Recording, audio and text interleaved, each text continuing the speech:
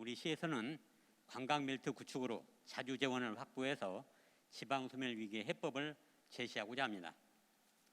발표 순서는 정읍시 인구 현황, 트라이앵글 관광멜트 구축, 기대 효과 순입니다. 먼저 우리시 인구 현황입니다. 1960년대 중반 우리시의 인구는 27만 명으로 전라북도에서 첫 번째, 전국에서 8번째 규모였습니다. 그러나 저출산, 산업화, 수도권 인구 집중에 따라 계속해서 인구가 감소하여 지난 11월 말 현재 10만 5천 명까지 이렇게 감소를 한 상태입니다. 반면 65세 이상 인구는 10년 전과 비교했을 때 약 20% 이상 늘어났고 우리시의 미래 동력이라 할 수 있는 청년의 인구는 10년 전에 비교해서 32.4%가 줄어들었습니다.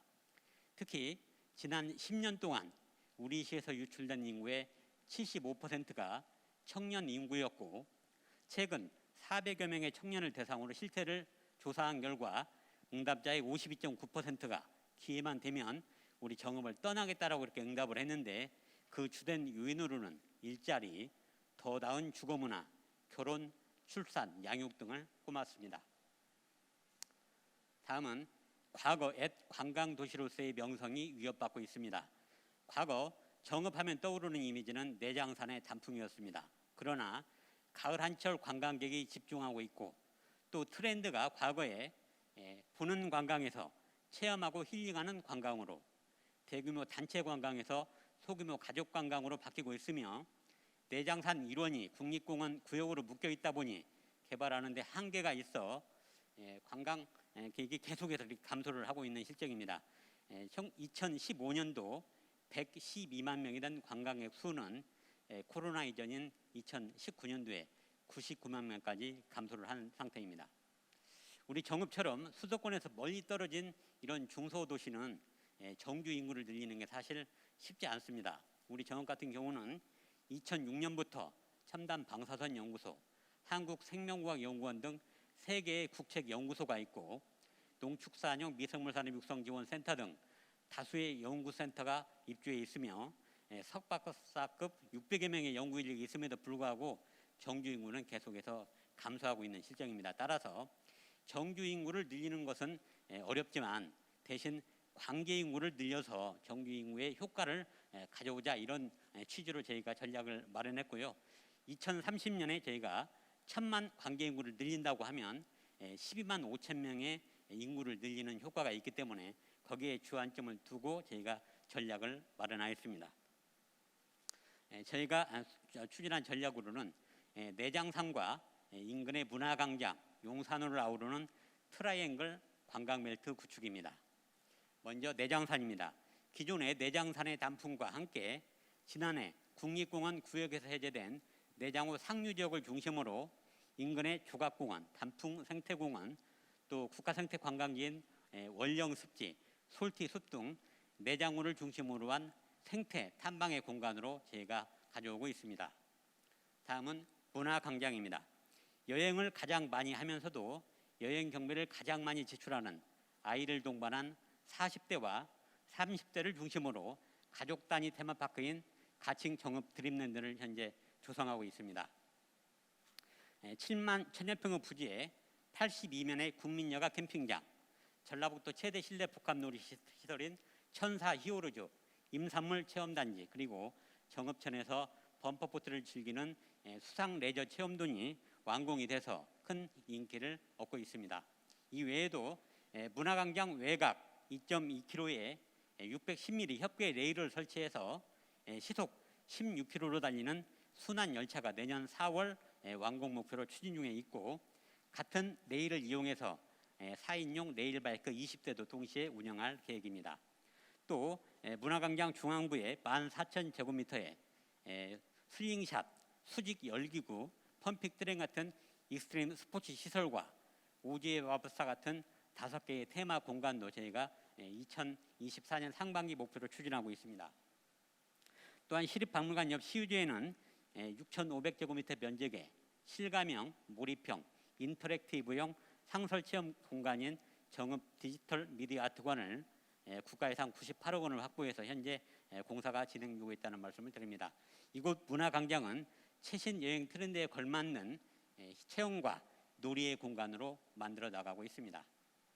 다음은 용산호입니다. 용산호는 인근의 내장산 리조트 48만 평이 모든 기반 시설을 바치고 2014년도에 분양을 시작을 했는데 사실 내장산 시시 이외에는 가시적인 성과가 없었습니다. 따라서 인근의 용산호를 공공에서 선투자함으로써 미분양 용지는 분양을 촉진시키고 또 분양을 받고도 투자를 망설이는 투자자들에게 투자 의욕을 고취시키고자 저희가 개발을 하게 되었는데요. 그 결과 48만 평 전체가 100% 분양이 완료가 되었습니다. 먼저 미르센 분수인데요. 용산호 남북으로 가로지르는 길이 642m, 폭 2m의 미르센 다리를 설치를 했고 중앙 부분에는 우리 정읍시의 대표 관광자원인 단풍, 구절초, 라벤더를 형상화한 정읍사의 달과 같은 지름 10m의 조형 낙하분수를 설치를 하였습니다.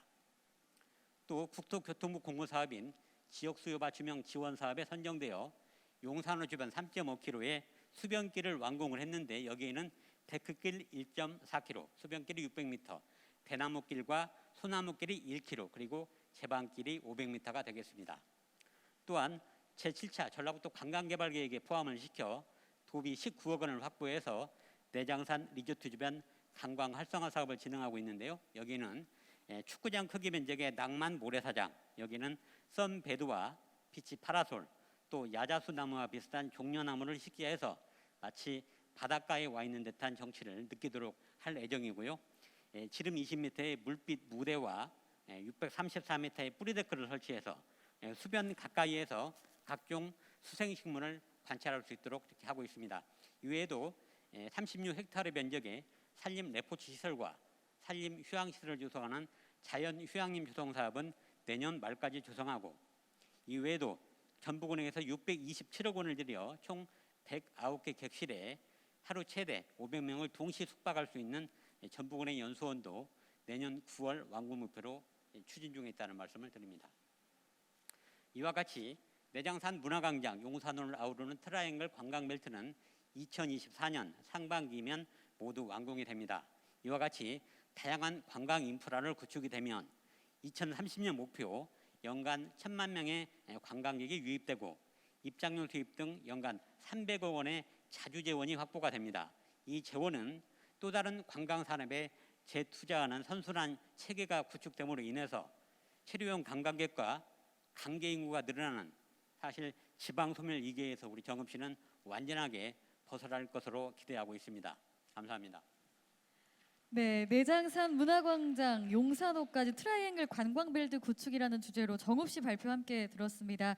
우리 심사위원들께서 컨설팅 해주시는 시간인데요. 자유롭게 질문과 발언 해주시면 감사하겠습니다. 먼저 정석 교수님 해주시겠습니다. 예, 잘 들었습니다. 우선은 이렇게 지금 계획하고 계시는 게 크게 이제 세 곳이죠. 내장산하고 그렇습니다. 그다음에 저 문화광장, 그다음에 용산호. 네. 거기에 이제 이렇게 몇몇 장소들을 이번에 이렇게 새롭게 조성하거나 보완하는 방식인데 이제 제가 궁금한 건 이것들의 연결입니다.